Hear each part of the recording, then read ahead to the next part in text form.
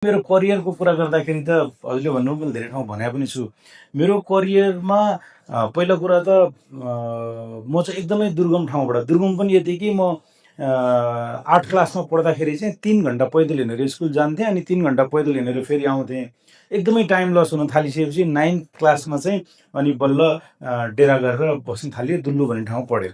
अनि पढ्दाखेरि पनि हालत यस्तो थियो कि अब हाम्रोमा साइन्स, म्याथ अनि इङ्ग्लिसको टिचरहरू चाहिँ जनरली नभेट्ने, अनि साइन्स र म्याथको टिचरहरू त खोज्नलाई काज लिएर त्यो प्रधानाध्यापक या अरू चाहिँ गएर तराईतिर जानुहुन्थ्यो।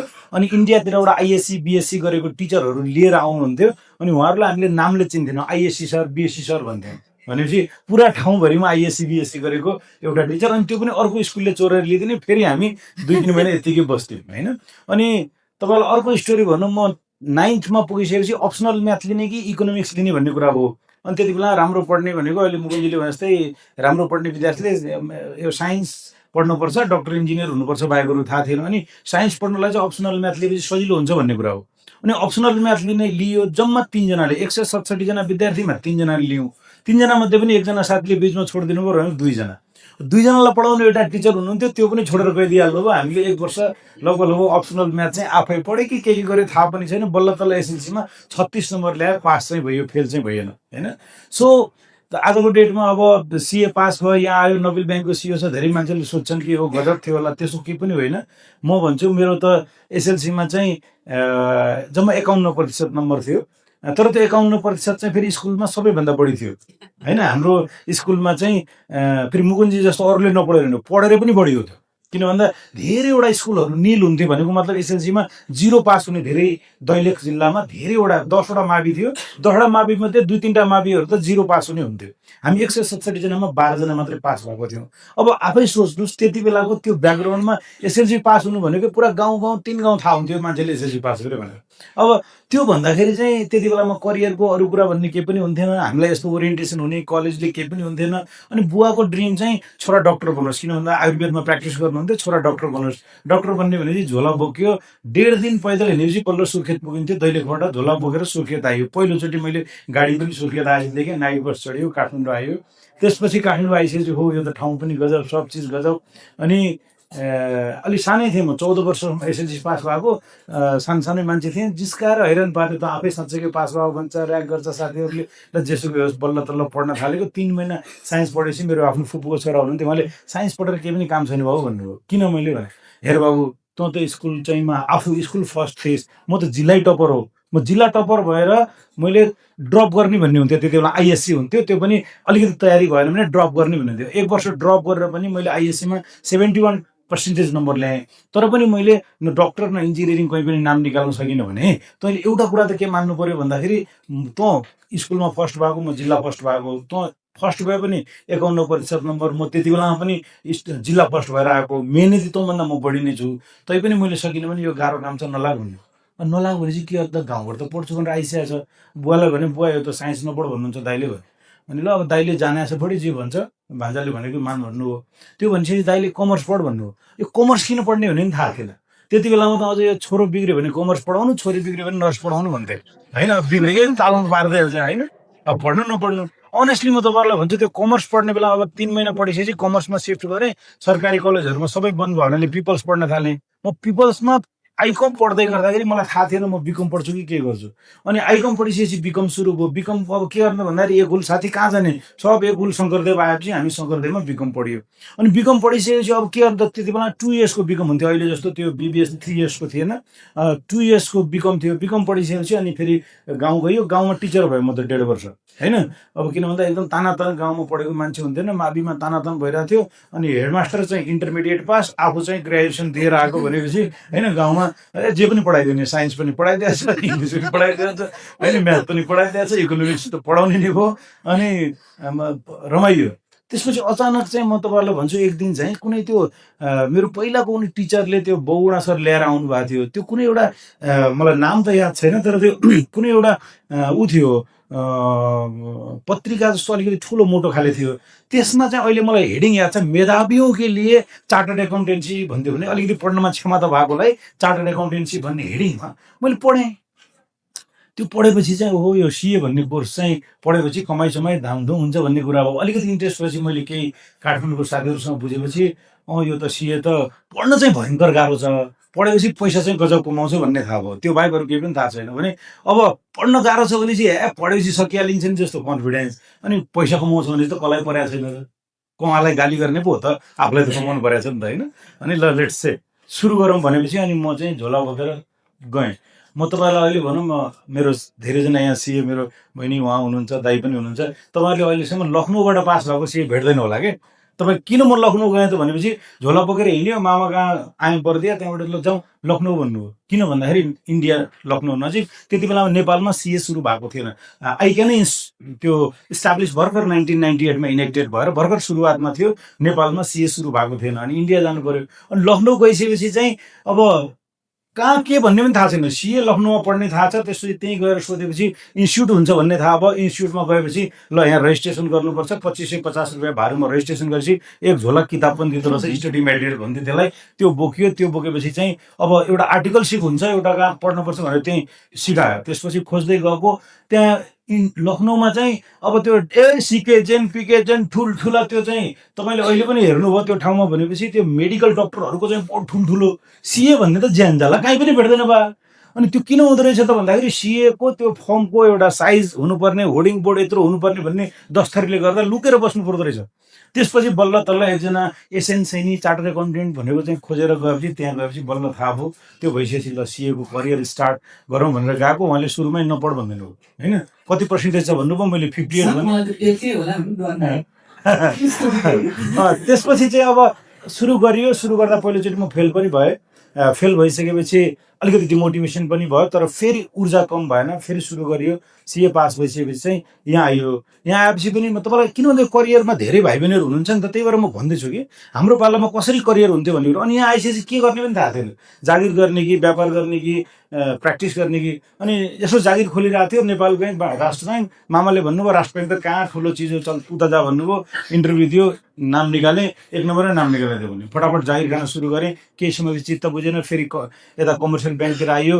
अनि अलिकति मन भारी जिउ भारी भएपछि, म तपाईँ भाइ बहिनीहरूलाई भन्छु बेसिकली, प्यारेन्ट्सहरूलाई त भन्नु परेन, जिउ भारी मन भारी भएपछि त्यहाँको अफिसलाई गाली गरेर, त्यहाँको हाकिमलाई गाली गरेर, त्यो इन्डस्ट्रीलाई गाली गरेर तपाईँ त्यहीँ बसिराख्नुभयो भने तपाईँले त्यो इन्डस्ट्रीलाई पनि बिगार्छ, संस्थालाई पनि बिगार्छ, आफूलाई त बर्बादै पार्छ। मेरो बानी कस्तो भयो, मलाई जिउभरि मानभरि भयो भने किन गाली गरेर बस्ने हो, बाँधेर साङ्लाल लाएर राखेको छ नि, जुरुको उठ्ने हिँड्ने। म धेरैवटा इन्स्टिट्युसन छोडि पनि सकेँ। त्यसपछि जुरुको उठ्यो, हिँड्यो, हिँड्दै हिँड्दै यहाँसम्म आइयो। मैले यो किन यसो भनेको त भन्दा हामीलाई करियरको बारेमा यसरी चर्चा हुन्थेन, हामीलाई कहाँ जान्छौँ भन्ने कुरा पनि थाहा थिएन। म तपाईँलाई भन्दैछु, म चाहिँ जागिर खाँदा पनि म नोबेल ब्याङ्कमा प्राइभेट ब्याङ्कको सिओ हुन्छु भन्ने मलाई थाहा थिएन। गरेको के मात्रै हो त भन्दा जे चिज समात्यो त्यसमा 100% दिएर सिन्सियरिटीका पूर्वक काम गरेको मात्रै हो। आजको यो अप्सनमा चाहिँ म भाइ बहिनीहरूलाई, हुन त तपाईँको सेकेन्ड क्वेसन होला, त्यसमा पनि म जवाब दिउँला। हामी भनेको चाहिँ कस्तो हो त भन्दाखेरि हामी बस चढ्यौँ, बस चढ्दाखेरि पँ गरेको जुन बस हो त्यसमा चढ्दै गयौँ। हामी पोखरा पुगेपछि थाहा भयो हो ताल तलैया रमाइलो हो हिमाल देखिँदो रहेछ। तर आजको भाइ बहिनीहरूलाई चोइस के छ त भन्दाखेरि बकाइदा सोधेर बस जान्छ, पोखरा जाने हो कि कहाँ जाने हो सोधेर बसेर, चितवन जाने हो कि, तपाईँ सोधेर जाने अप्सन भएपछि चाहिँ तपाईँ राम्रो सोधेर जानकारीपूर्वक बस चढ्नु होला। त्यसले गर्दाखेरि हामीभन्दा धेरै छिटो तपाईँको करियर धेरै ठाउँमा पुग्छ जस्तो लाग्छ। Thank you. सिए पढ्दाखेरि चाहिँ अब मैले भने नि, म एकदम अड प्लेस लखनऊ गएको। अनि मेरो सिनियरहरू हुनुहुन्थ्यो, अनि उहाँहरूले एकदम रियाक्ट गर्ने कि। अनि त्यसपछि चाहिँ अरे मनोज क्या कर रहा है, भैया पढ रहा हूँ, पढ ले बेटा, नया मुल्ला प्याज बहुत खाता है भने होइन। अनि त्यसपछि जिस्काको छ, एकदम हैरान गर्ने। अनि कहिलेकाहीँ त आउने, मनोज तू बीकॉम में कितना परसेंटेज लाया था, भैया 58 लाया था, कितने बार बताऊँ। 58 लाके सीए, देखो बच्चा ये सीए करेगा, 58 लाए साहब, नेपाल से हैं। एकदम जिस्काउँथ्यो होइन। तर म तपाईँहरूलाई भाइ बहिनीहरूलाई भन्छु क्या, जिन्दगीमा जस्तै उहाँहरूले लिए जस्तै जब जब त्यो मलाई जिस्काउँथ्यो नि, भित्र यस्तो आगो बोल्थ्यो। एउटा चोइस मसँग के भने जिस्कायो बर्बाद, कहाँ फँसेछु मलाई चाहिँ। अब मैले त्यसरी फर्काउन फेरि अब सिनियरहरू ठुल्ठुलो जङ्गु थिए, झगडा गर्नु पनि सक्ने कुरो भएन। अनि म त्यसलाई भित्र यस्तरी हाल्थेँ मैले, पक्तलाई नि म यस्तो पढेर देखाउँछु। जहिले जिस्काउँथेँ। म रातको 2, 3, 4 बजीसम्म चाहिँ त्यो एकाउन्ट्सको कस्टिङको त्यो पेपरहरू सल्भ गरेर बस्थेँ कि म, तँलाई देखाउँछु पक्क हुन्थ्यो क्या भित्रबाट होइन। अनि भयो के त भन्दाखेरि 4 वर्षभित्र म सिए पास गरेर नेपाल फर्केँ। अनि त्यो दाइहरू चाहिँ अहिले एउटा त 15 वर्षपछिसम्म दिँदै थियो होइन, अनि त्यो जहिले एउटाले 7-8 वर्षमा पास गर्यो, एउटाले छोड्यो, अनि म फर्किने बेला तिनीहरू भन्थे कि बंदे की पढ़ाई नेपाल की मान्नी पड़ेगी यार, बंदा एक बार पास हुआ तो फेल होने का नाम ही नहीं लिया भन्थ्यो। भनेपछि त्यो भित्र तपाईँले ऊर्जा ऊर्जा हो, आगो आगो हो नि त। तपाईँले घरमा लगाइदिएपछि डर छ, खाना पकाउनु नै पाक्छ। त्यस कारणले यो नेगेटिभ पोजिटिभ चिजहरूलाई पनि भित्र कसरी लिएर त्यति तपाईँलाई गर्नु जस्तो लाग्छ एउटा। अब अर्को चाहिँ मेरो प्रिभियस नाम भन्दिनँ, प्रिभियस अर्गनाइजेसन पनि त्यति राम्रो मेरो इन्डमा त्यति राम्रो भएन।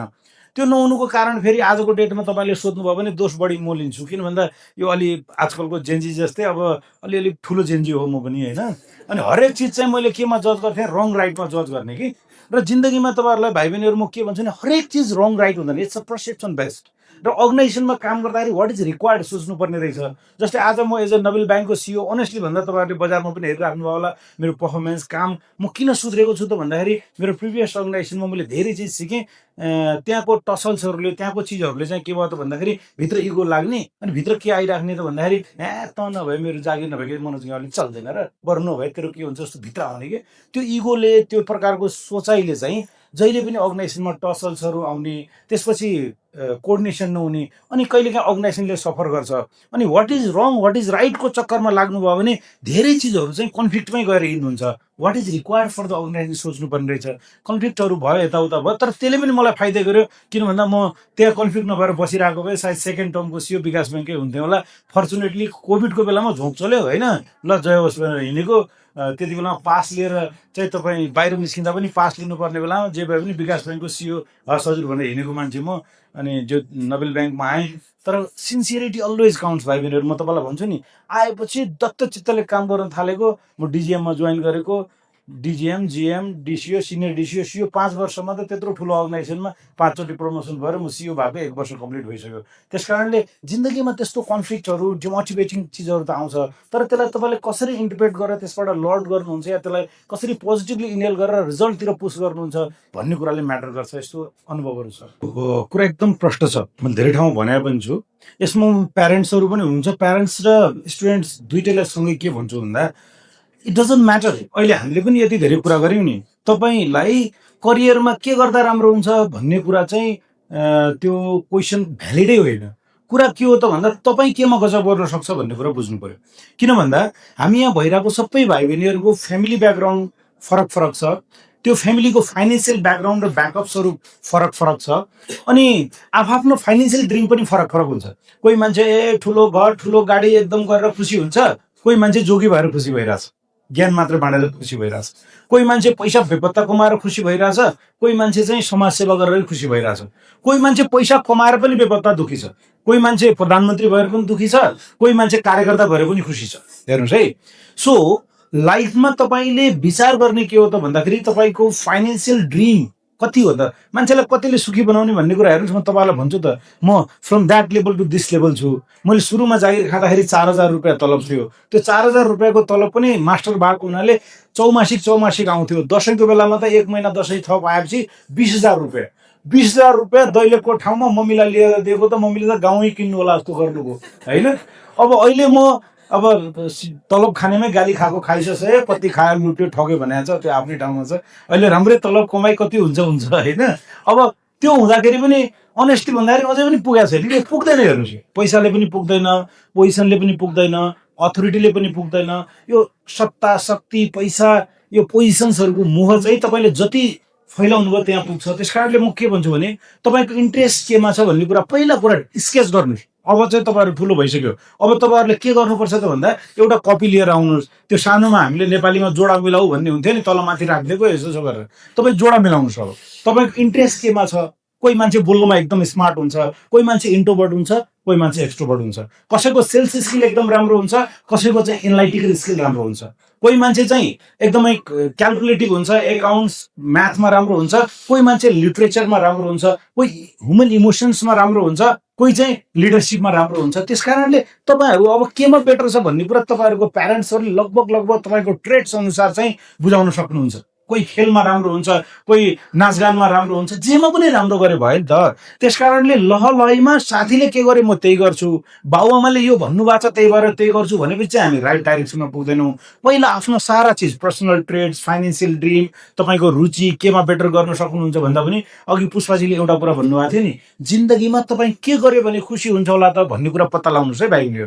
अनि जे गर्यो भने खुसी हुन्छ जस्तो लाग्छ टक्क त्यसलाई समात्ने, अगाडि बढ्ने, अनि बढ्दाखेरि चाहिँ जिन्दगीमा चाहिँ त्यो दुखी हुने काम चाहिँ गर्ने होइन। म जहिले पनि भन्छु, धेरै मान्छेहरू छ, मेरो ब्याङ्कर साथीहरू हुन्छ, अरू हुन्छ, अहिले नेपाल त कस्तो स्याडिस्टहरूको कन्ट्री भइसक्यो भने मलाई यस्तो चित्त दुख्छ। हाम्रो सोसियल अहिलेको भ्यालुज यो सोसियल मिडियाले गर्दाखेरि काम गरेछ। जस्तै म भन्छु मेरो ब्याङ्किङ पेसाको काम गरेछ, तलब खाछ, गएको छ एउटा लेभलको सबैभन्दा राम्रो छ भनेर अर्कोले गाली गर्छ। त्यहीँ बस्ने साथीहरू तलबै भएन, सुविधा भएन, माथिको अनि एउटा त्यो उही ब्याङ्कर भन्ने एउटा ग्रुप बनाएको छ, रोको छ, कराएको छ।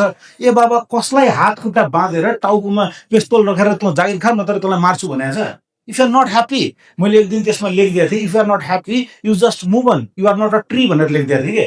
रुख थोडी हो ठ्याङ्ग्याङ्ग राखिदिएछ, हावा आए पनि त्यहीँ, ढुङ्गा आए पनि त्यहीँ बस्नुपर्छ भन्ने छैन नि। सो लाइफमा तपाईँ पहिलो कुरा त आफूलाई चिनेर करियर चुज गर्नुहोस्। त्यो चाहिँ सोसियल हुनसक्छ, म्यानेजमेन्ट हुनसक्छ, साइन्स हुनसक्छ, आइटी हुनसक्छ, भोलि तपाईँ व्यापारी हुनसक्छ, तपाईँ जागिरी हुनसक्छ, तपाईँ गभर्मेन्ट जागिर गर्न सक्छ, तपाईँ पोलिटिक्स हुनसक्छ, तपाईँ जे पनि गर्न सक्छ।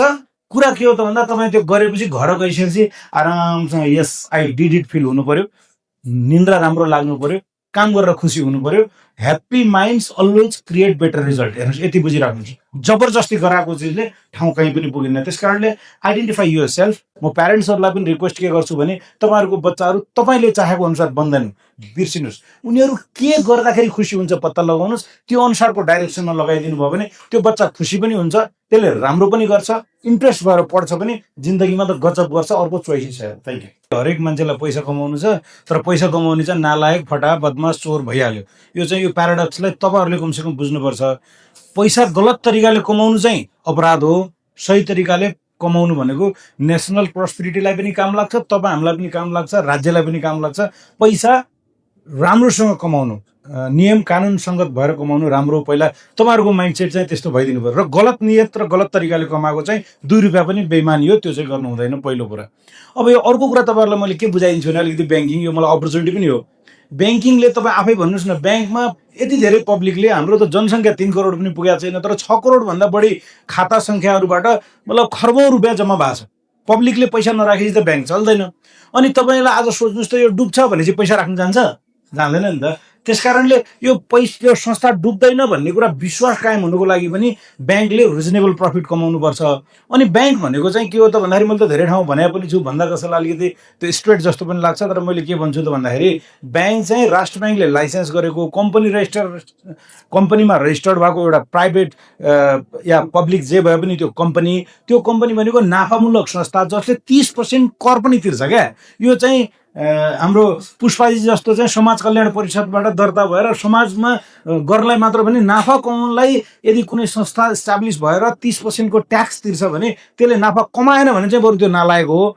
ठिकठाक नाफा कमायो भने स्याबास, नाफा कमायो, तिमीले गजब गर्यो भन्ने बानी बसाल्नुपर्छ। मैले फेरि भन्दैछु, अनइथिकल मिन्सबाट कसैले पैसा कमाउँछ भने ठाउँका ठाउँ जवाब सवाल गर्ने हो। राम्रो नियतपूर्वक नियम कानुन अनुसार कमाउँछ भने समृद्धिको त्यो चाहिँ सम्भाग हो। म पनि भोलि त्यही गर्छु भनेर त्यसलाई प्रशंसा गर्नुपर्छ। यति भने अर्को कुरा चाहिँ यो साइन्स लिएर पास गर्न कतिको उहाँले पनि मुकुन्जीले भनिहाल्नुभयो। म तपाईँलाई भन्छु, साइन्स लिएर पढ्ने विद्यार्थीले म्यानेजमेन्टभन्दा बढी राम्रो गर्छ र हाम्रो करियरको त्यो रिजल्टकोमा पनि तपाईँ हेर्नुभयो भने most of the toppers from the science background. त्यस्तो किन हुन्छ त भन्दाखेरि हामी म्यानेजमेन्ट पढ्ने विद्यार्थीहरू जनरली के त भन्दा एक्जामभन्दा अगाडि मात्र पढ्ने, अनि त्यसपछि सकेसम्म स्ट्रेट जे क्वेसन सोधेको त्यसको एन्सर दिने भनेर पढ्छौँ।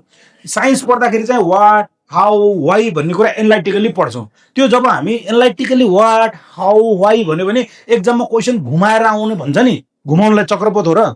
किन घुमाएर आएको त भन्दा हामीले बुझेर नपढेको कारणले क्वेसन घुमाएर आएको। त्यस कारणले साइन्स जब एनालाइटिकली पढ्ने हुनाले साइन्स पढ्ने स्टुडेन्टलाई केही पनि फरक छैन।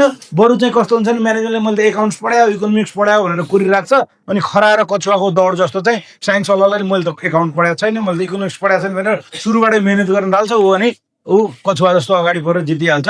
केही याद दिनु पर्दैन, राम्रोसँग सक्छ। साइन्स म्यानेजमेन्ट जे पढ्यो भने पनि तपाईँले 0बाट सुरु गर्ने हो नि त। त्यस कारण व्हाट इज एकाउन्टिङबाटै कोर्स सुरु हुने हुनाले तपाईँले साइन्सबाट या म्यानेजमेन्टबाट जहाँबाट जाँदा पनि फिटिक्कै फरक पर्दैन। फरक के पर्छ भन्दा तपाईँ कसरी पढ्छ भन्ने कुरामा फरक पर्छ। सीए को मार्केटको स्कोप कस्तो हुन्छ भन्ने कुरा तपाईँले सोध्नुभयो।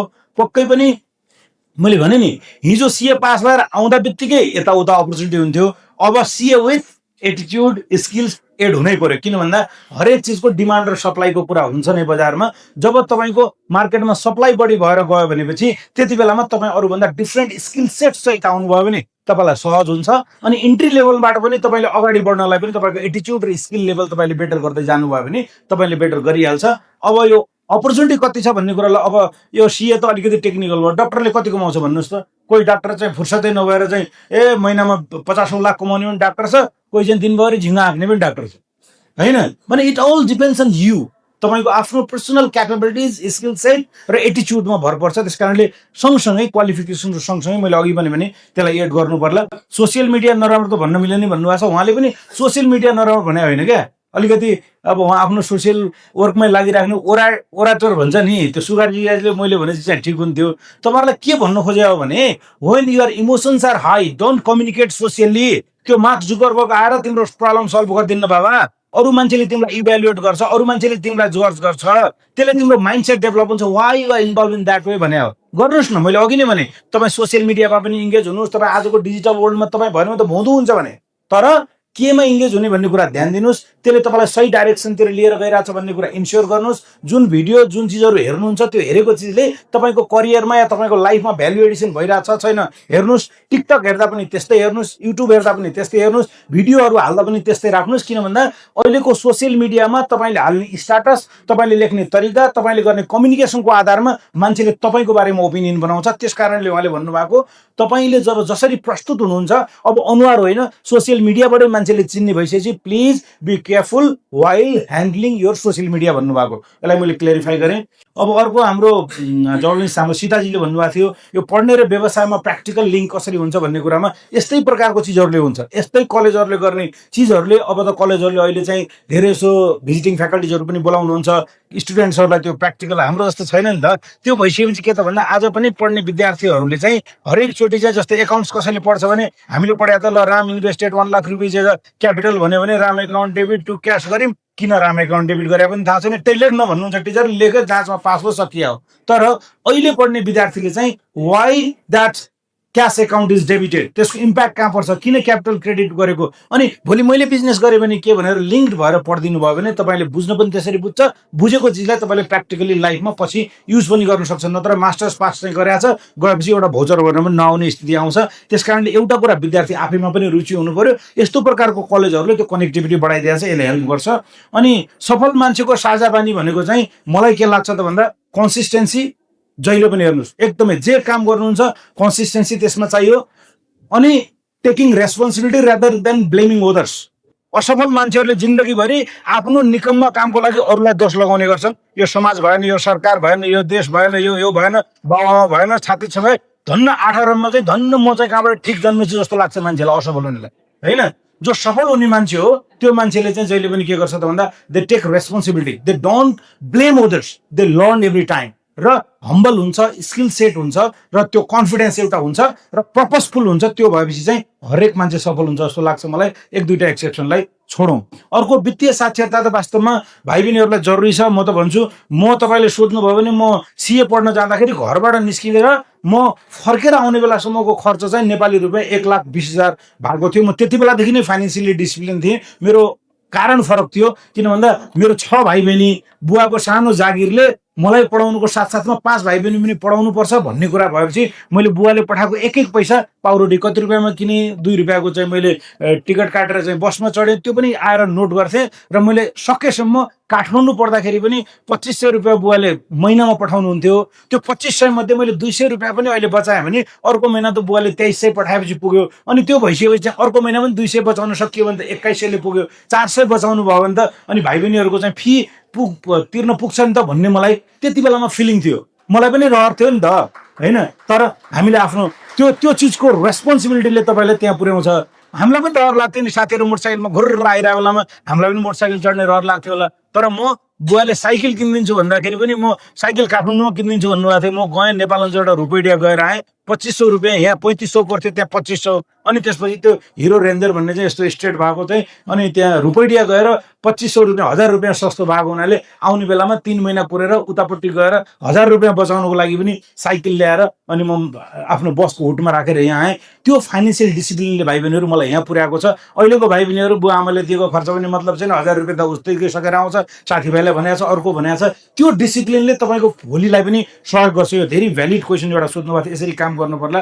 अनि जिपिए एडिक्वेट छैन तर पनि हाम्रोतिर आउन चाहनुहुन्छ भने मैले भनेको कुरा के हो त भन्दा अघि त कसरी सेलेक्सन गर्नुहुन्छ भन्दाखेरि त्यस्तो भनेको, तर तपाईँको सिजिपिए छैन, ल नोबेल ब्याङ्कको कुरा गर्छु नि त, पुगेन तपाईँले भनेपछि अब के गर्नु भन्दा म उपाय भन्छु नि। तपाईँ इन्टरमिडिएट पास गर्दा बित्तिकै तपाईँको सेकेन्ड डिभिजन मिनिमम छैन भने त अब स्कोरै छैन भने म सक्दिनँ। सेकेन्ड डिभिजन मात्र ल्याउनु भएको छ भने पहिला आउने, आउटसोर्सको रूपमा भित्र छिर्ने, आउटसोर्स स्टाफभित्र यदि छिरिसक्यो भने अनि हरेक इन्टरनल एक्जामिनेसनमा के हुन्छ त भन्दा तपाईँलाई अटोमेटिकल्ली हामीले इनरोल गरेर एक्जाम लिन्छौँ। एक्जाममा चाहिँ बेटर गर्नु पऱ्यो, कोही त बेटर गर्नु पऱ्यो नि त। एक्जाममा तपाईँले अरूभन्दा बेटर गर्नु परेन, तर कमसेकम 50 नम्बर पनि ल्याएर आउनुभयो र तपाईँले आफ्नो स्किल सेट राम्रो देखाउनु भयो र नलेज भयो भने तपाईँ इन्ट्री गर्न सक्छ। म लियो भने फ्रेस ग्रेजुएट्सको ब्याङ्किङमा के अपर्च्युनिटी छ भन्नुहुन्छ? मैले अहिले जे कुरा गरिरहेको छु सबै फ्रेस ग्रेजुएट्सको होइन। र दिमागबाट के चाहिँ हटाउनुहोस् भने नि, धेरै भाइ बहिनीहरूको दिमागमा अरूमा के हाल्दैछ नि, भन्छन् भएपछि हुन्छ, ब्याङ्कमा त चिने जानेको मान्छे भएपछि जागिर हुन्छ, नत्र हुन्न भन्छ।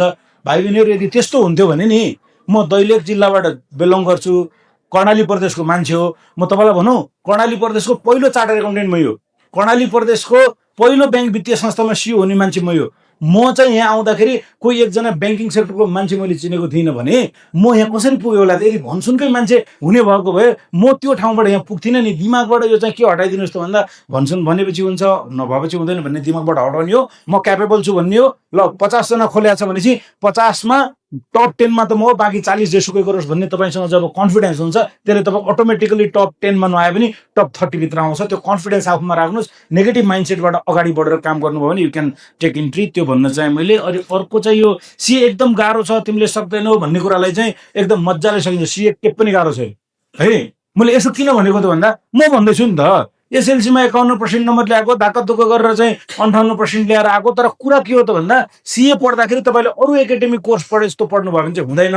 तपाईँहरूले के चाहिँ गर्नु होला त भन्दा, हरेक कोर्समा चाहिँ टिकल त्यसलाई सोचेर बुझेर गर्ने। अनि के त भन्दाखेरि एक्जाम दिन जानुभन्दा पहिला चाहिँ हरेकचोटि रिहर्सल गर्ने। जसरी हामी मोटरसाइकलको, स्कुटीको या कारको के गर्छौँ, ट्रायल दिन जानुभन्दा पहिला चाहिँ 1-2 चोटि गएर ड्याङडुङ यता भाटासाटा राखेर गरेर अनि बल्ल जान्छौँ नि। एक्जाम दिन जाँदाखेरि त तपाईँहरू सिधै जानुहुन्छ नि, त्यो नगर्नु। तपाईँ एक्जाम दिन जानुभन्दा पहिला मक टेस्ट जस्तो आफै पहिला पास क्वेसन्स ल्याएर मजासँग ल्याउने, सल्भ गर्ने, कहाँ प्रब्लम रहेछ पत्ता लगाउने आफै गरेर गर्नुभयो भने सिए त फिट्टिकै गाह्रो छैन। मैले भने नि 2 चोटि त सुरुमा अब त्यो नलेज लेभलको ग्याप एकदम गाह्रो भयो हुनाले म फेल भएको। त्यसपछि त म कसरी पास भएँ म आफैलाई थाहा छैन, यत्तिकै हाउमै पास भइहाल्छ। धेरै गाह्रो छैन, तर पढ्ने स्किल सेट चाहिँ चेन्ज गर्नुपर्छ, टेक्निक चाहिँ चेन्ज गर्नुपर्छ। बुवा आमालाई पनि त्यही भन्नुहोस्, नसक्ने भन्ने केही पनि हुँदैन। मलाई पनि त्यही बनाइदिनु, सिए अरे नहीं कर पाएगा भने कैसे नहीं कर पाएगा, करके जाऊँगा भने करके जाऊँगा भने चाहिँ हो क्या आयो होइन। यसमा केही फरक परेन।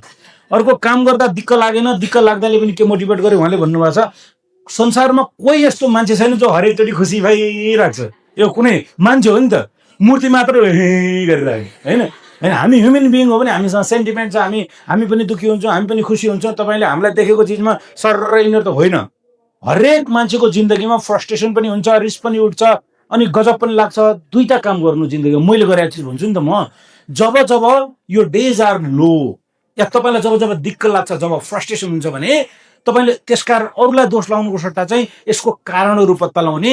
लोवर टाइममा चाहिँ तपाईँले सिक्ने, यु हेभ टु लर्न। तपाईँ डाउनमा सिक्ने, अपमा जम्प गर्दै जाने, डाउनमा सिक्ने, अपमा जम्प गर्ने जाने। त्यो गएपछि तपाईँले लोवरलाई पनि बेनिफिटमा लिन्छ, अपमा त लिने भइहाल्यो। त्यस कारणले दिक्क लाग्दाखेरि फ्रस्ट्रेट भएर बर्बाद भयो, कहाँ फसियो भने सुकियो। तपाईँ जब आफ्नो माइन्डसेटबाट सकिन्छ, तपाईँलाई कसैले पनि उठाउन सक्दैन।